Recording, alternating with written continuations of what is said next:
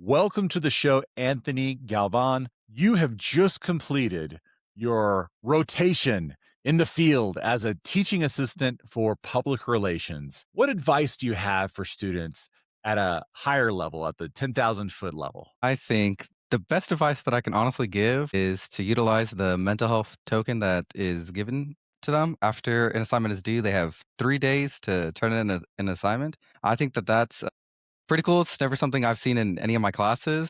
I would utilize that anytime that is needed, but to not utilize it to the extent that it puts you behind in the class. The class is an 8-week course, meaning everything is super duper fast. So if you kind of put everything off to the last minute, then you kind of just end up behind. Submit early if you can. Hmm. Take the time if you need it, but only if you need it. I like that.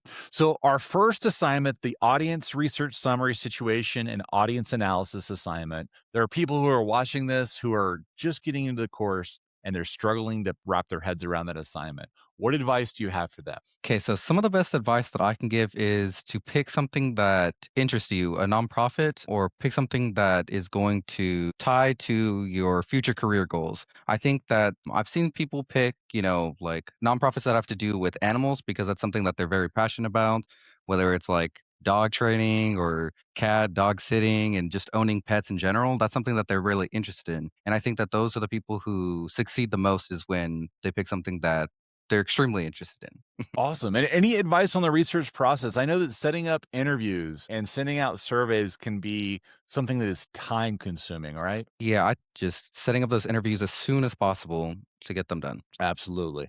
All right. So, our next assignment is the strategic objectives and creative campaign strategies and tactics assignment. This is the beef of the strategy part of the course.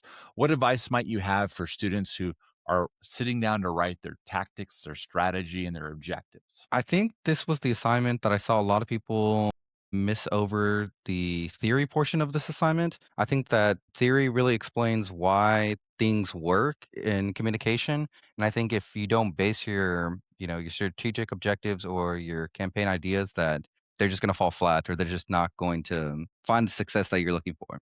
Yeah. Theory is one of those things that sometimes people are looking for. And in the assignment, we have linked to specific videos that will help with that. Having a framework or theory helps to convince the client that you know what you're doing, right? Yes, exactly. Framework is also something, it's not, I guess, the same as a theory, but it still helps like base what you're going to be doing. Exactly. And we love RPI, research, planning, Mhm. Mhm. implementation, evaluation. It's a nice acronym from the Public Relations Society of America. And it should be in every single PR class as an organizing structure for how to do this kind of work, right? Next, they were putting in their plan into an AI to get creative feedback. Yes. We want to Mhm. always engage with outputs critically and also to prompt iteratively. And prompting iteratively means you get the response and then you ask questions about that response. You ask it for reasoning specifically as to why it gave you that response.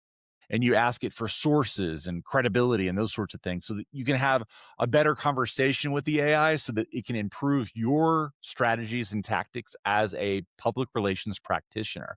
It's iterative, isn't it? Mhm. Cool. Our next assignment was the 2 press releases, the media pitch, and the magazine feature. These were the writing assignments that were executing on the plan. Do you have advice for these? Biggest thing that I can say is the boilerplate. I feel like when going through some of the emails, the pitches, the boilerplate was just completely missing. So I think it's really important to make that clear, visible, and just that's the meat and the bones. So. Yeah, and the boilerplate is so important so that people know about your organization. You can't assume they know who you are or that they're gonna even click on the link to your website to find out who you are because media professionals are busy, and the whole point of the press release is to make their job easier so that you can get that earned media coverage. All right, next we had the social media and promo concept assignment. Tell us about that. It the biggest thing is what social media are you gonna use because certain techniques only work on certain platforms. So specifying what platform you're gonna use is going to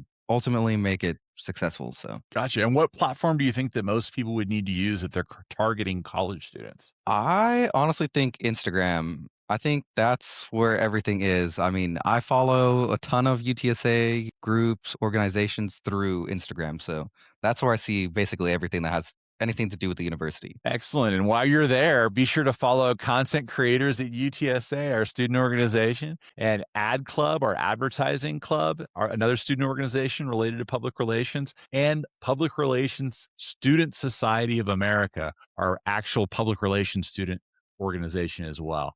All available on Instagram. Our next assignment was the pitch video and final IMC plan and portfolio. It's both the video component and the whole final project. Tell us your thoughts and insights on what people need to watch out for in those. The only thing I think everybody did super duper well, it's really just the who, what, when, where, why of the project. The only thing is theory. Like I said, it's super duper important. It's what's the basis of, this entire project, and a lot of people just didn't mention that at all. It helps us explain the why our ideas will work. We want to see your thought process to say, yeah, this specific promotional strategy of creating a marathon is directly connected to our objectives in this way. And this is why this is going to work. And not only is it connected, but it's aligned with our strategic objectives in a way that will be persuasive to our target audience. And a great way to include that persuasive pitch, that persuasive argument, is to invite the theory into that conversation. Absolutely. Great observation.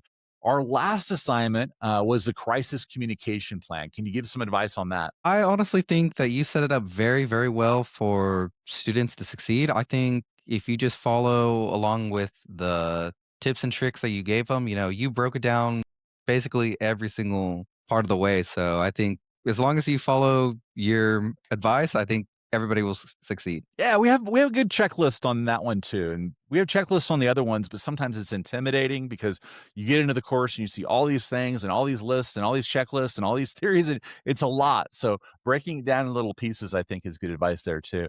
And I also saw some people not do the acknowledge, respond, and move on, the ARM at the top. There are some people who seem to skip that, but other than that, I think that we followed those directions and were able to get significant progress on plan a crisis communication plan. Do you have any other parting advice or things you want people to remember and take away from this conversation? I think, you know, if you aren't utilizing office hours, I think you should. And it's not just in this class, I think in every class that you take, it's always a good idea to meet with your professor, get to know them. These are people who you're going to be spending multiple years with in a certain departments and whatnot. And these are people you can make connections with, people who might help you get future career employment opportunities. Going to office hours is super duper big. Excellent, excellent advice. And since you're in graduate school, do you have any advice for people who are interested in applying for UT San Antonio graduate school? I think if you want it, go for it. The biggest thing is imposter syndrome. We talk about it a lot, and it's something that I've gone through personally myself, but I'm on my second year, and honestly, I can't imagine not being here. I doubted myself along the entire way, and I'm still here. I've been doing extremely successful in all my classes, so, I think if you want it, you should go for it. I'm so glad you mentioned imposter syndrome because when anyone's coming into a course for the first time and they see all of these assignments and all of these checklists, they can feel that absolutely, right? They can feel that very strongly. So know that you're not alone, that even graduate students who had been here for a long time feel that pressure to perform in school as well. Anthony, thank you so much for taking the time. We appreciate you and we appreciate your insights and kind advice about public relations. Thank you so much for having me. It's been an incredible journey. I feel like I've learned a lot about PR, and I'm excited to see what students do in the future. So Me too. Awesome.